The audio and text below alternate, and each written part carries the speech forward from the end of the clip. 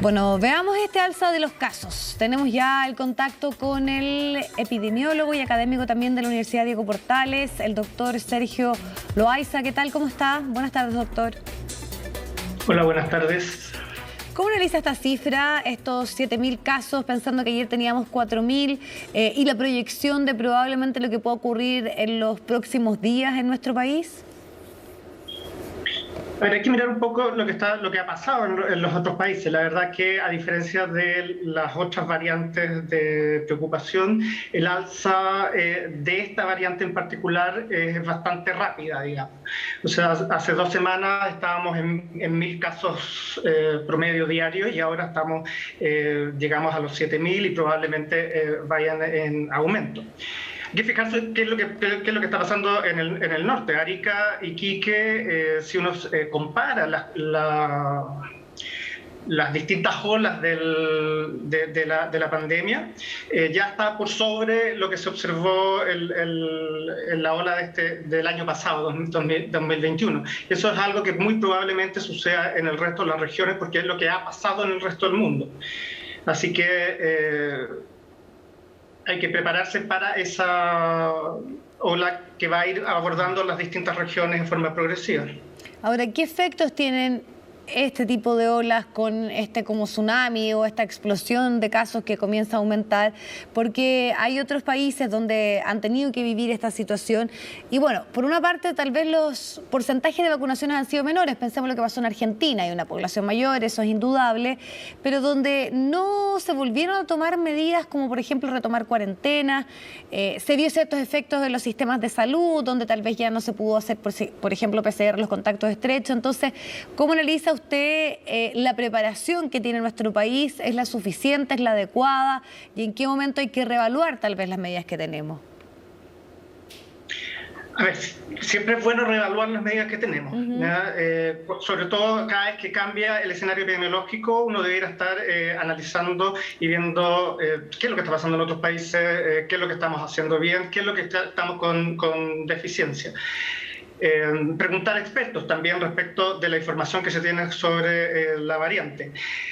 Se plantea ahora, por ejemplo, lo de la preparación de la red asistencial, sobre todo atención primaria, etc. Hay que tener mucho ojo porque si bien el virus tiene una mayor transmisibilidad y aparentemente, porque así efectivamente la evidencia, cierto nivel de evidencia lo ha demostrado, una menor virulencia. Eso quiere decir que en el fondo genera menos hospitalizaciones y genera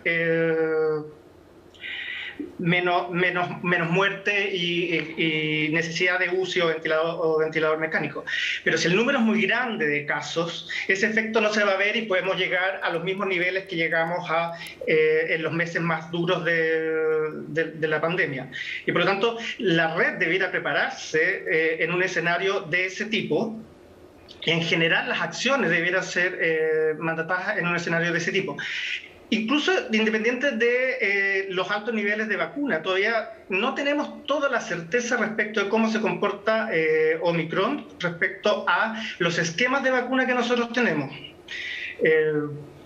No son los mismos en el mundo, es muy difícil hacer estas comparaciones y los estudios no han analizado todos los esquemas existentes. Por lo tanto, hay que estar preparados y ya lo decían desde la Organización Mundial de la Salud, una buena práctica es plantearse un escenario factible, pero no el mejor escenario, sino que aquel escenario que más nos podría traer costos o carga de enfermedad. O sea, en el fondo tendríamos que tener una actitud, por ponerle un lenguaje más coloquial, un poco más exagerada, pensando en una variante que usted decía. Claro, sabemos todos los efectos positivos de la vacunación, pero todavía no está del todo claro qué ocurre con Omicron y cuánto protege, más allá de que ya estemos en el proceso de la 4ª dosis. Exactamente.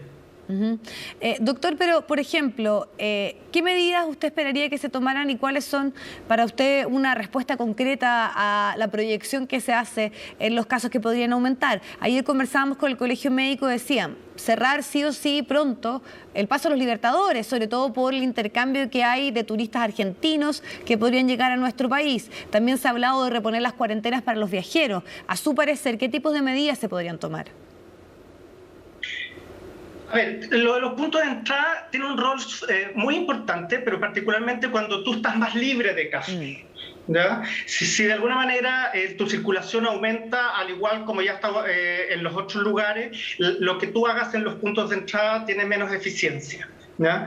Los puntos de entrada son fundamentales para retrasar el ingreso, pero una vez que ingresó y hay alta circulación, en el fondo no aportan mayor efectividad. ¿Ya? Es como una medida preventiva y preventiva precoz.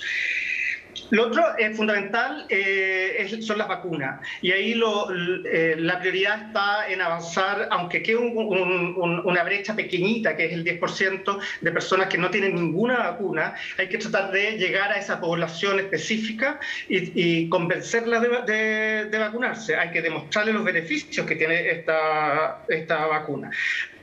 En segundo lugar, respecto a las vacunas, reforzar la tercera dosis es fundamental. Ahí tenemos una brecha un poco más grande, si no me equivoco, está en torno entre el 30 y el 40% de personas que no han recibido esa tercera dosis. Y por lo tanto, esas hay que solicitarle a la gente que las reciba. Y ya en tercera, avanzar con esta cuarta dosis, particularmente con los grupos de riesgo que definió el Ministerio de Salud. Eso es fundamental. Y lo otro es fortalecer la trazabilidad. Y ahí hay que hacer un buen fortalecimiento, porque sabemos que fue uno de los puntos débiles en general de la respuesta que hemos tenido en el país. Y a nivel de 7.000 casos es muy posible, sobre todo si los casos están concentrándose en ciertas regiones o están distribuidos heterogéneamente, lo que uno podría tener es que se sobrepase la capacidad de trazar y por lo tanto pierdas nuevamente el control de la pandemia, digamos, y la cadena de transmisión en el fondo se mantenga. Sí, eso cuando ya hablamos de los contactos, o más bien de los contagios comunitarios, se entiende que ya se expande el virus, que ya no hay una trazabilidad como usted habla. Pero una problemática es que el personal de la salud también se enferme y se genera un ausentismo. Pensemos también en personas, bueno, usted mismo lo vive, ¿no? Que llevan prácticamente 2 años abocados a poder trabajar en torno a lo que es la respuesta que se debe dar a la emergencia sanitaria. Entonces, ¿qué ocurre cuando también un país puede verse afectado en ese punto en específico, y ahí cómo se podría resolver esa problemática, más allá de la levedad de la cual se ha hablado que probablemente tenga esta variante?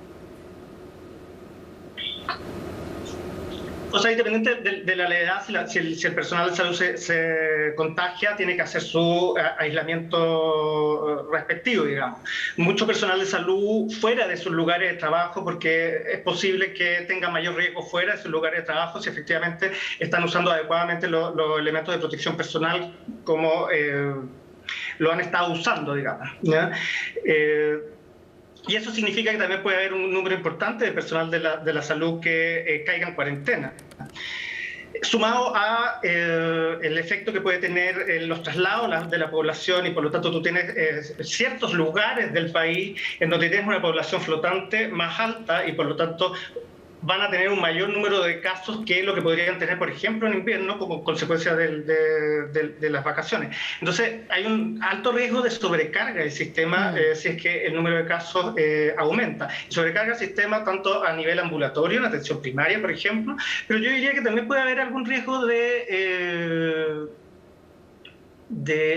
hospitalización. Eso es algo que vamos a ver en un par de semanas. Hay un cierto traslape entre el aumento de casos y el aumento de las hospitalizaciones y la muerte. Pero es un riesgo y hay que considerarlo así. Ahora, entiendo que la autoridad activó nuevamente los convenios públicos y privados para tener una red integrada, y que se está aumentando también la capacidad de camas UCI de manera preventiva. Eso son buenas noticias y parece estar en la lógica de ponerse en un escenario más bien complicado.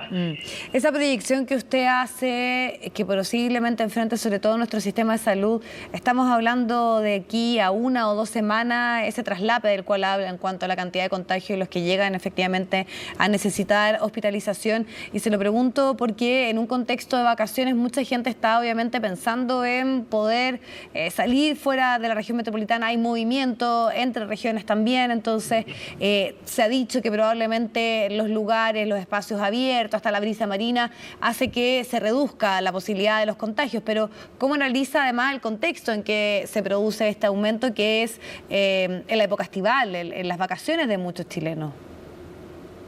O sea, efectivamente es una complicación, porque donde van las personas va el virus. Claro. Y además el virus vive de la interacción entre las personas, que es algo que las personas hacen en vacaciones. O sea, tratan de interaccionar más, tener se juntan salir más, claro, a comer, a bailar, hay mayor riesgo de aglomeración.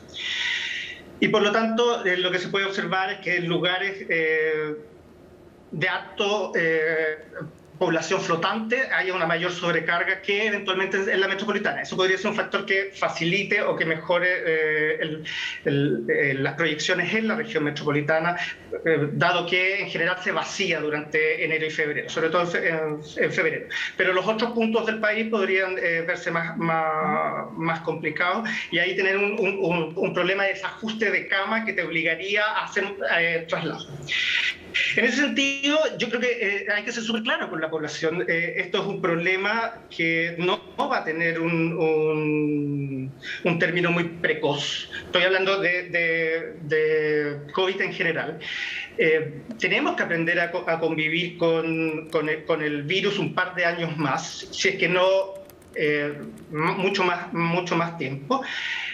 Dado las nuevas variantes, dado un poco las características que ha demostrado este virus. Y eso significa que la gente también debe estar atenta a qué es lo que está pasando en el país y entender que el virus sobrevive y logra esta ola a través de lo que nosotros hacemos, digamos. Y por lo tanto, la población, una vez que empiezan a aumentar los casos, debería inmediatamente, independientes de las decisiones de las autoridades, ya evitar las aglomeraciones, ser muy estricto en el uso de la mascarilla. Con este virus en particular, hacer un aumento de la seguridad de las mascarillas y usar, ojalá, de mascarilla quirúrgica hacia arriba, digamos, ¿ya? Y no las de género o las que de alguna manera se han estado usando, se han ido poniendo de moda. Y evitar, en el fondo, ponerse en riesgo. Particularmente, yo creo que ellos en general lo tienen más aprendido, aquellos que tengan alguna condición que podría determinar o una mala respuesta a las vacunas o un mayor riesgo frente a la infección. El virus más contagioso de lo que hasta ahora ha sido en general las variantes.